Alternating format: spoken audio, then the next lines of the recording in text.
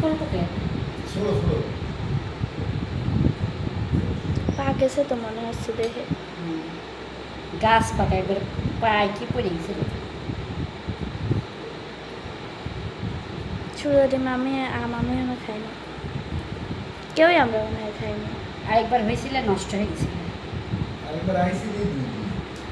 আরেকজন যে সব সময় জামায় আসে খামচি দেয়, ওরে আমার পিছনে এলো, ওরিও আম খেতে এসেছে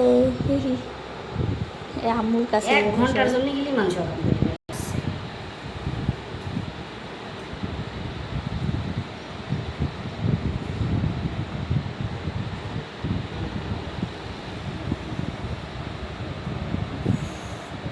এই যে এতক্ষণ ধরে যে তুমি চিল্লালে কি ম্যাও কেন?